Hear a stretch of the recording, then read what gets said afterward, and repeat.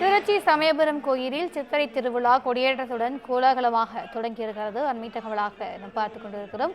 கூடுதல் விவரங்களை எமது செய்தியாளர் கோவிந்தசாமி வழங்க கேட்கலாம். வணக்கம் கோவிந்தசாமி, கோயிலுடைய சிறப்பு குறித்தான கூடுதல் விவரங்கள்.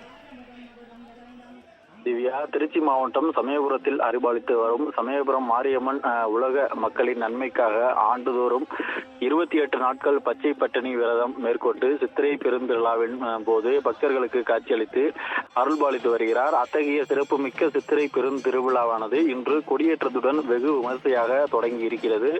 இதனை முன்னிட்டு இன்று காலை உற்சவ மாரியம்மன் சிறப்பு பூஜை அலங்காரத்தில் கேடயத்தில் புறப்பாடாகி கோவில் கொடிமரம் முன்பு எழுந்தருளினார். பின்னர் பால், சந்தனம், இளநீர், திரவிய பொடி உள்ளிட்ட பல்வேறு பொருட்களால் கொடிமரத்திற்கு சிறப்பு அபிஷேகம் மற்றும் தீபாராதனை நடைபெற்றது.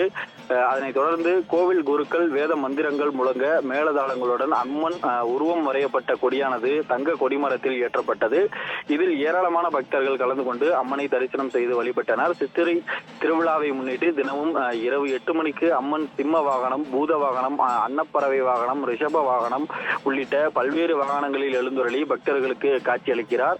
விழாவின் முக்கிய நிகழ்ச்சியான திருத்தேரோட்டம், வடம்பிடித்தல் நிகழ்ச்சியானது சித்திரை முதல் செவ்வாய்க்கிழமை, அதாவது வருகின்ற 15ஆம் தேதி காலை 10:31 மணி முதல் 11 மணிக்குள் நடைபெறுகிறது. விழாவிற்கான ஏற்பாடுகளை கோவில் அறங்காவலர் குழுவினர், கோவில் இணை ஆணையர், திருக்கோவில் பணியாளர்கள் செய்து வருகின்றனர். திவ்யா,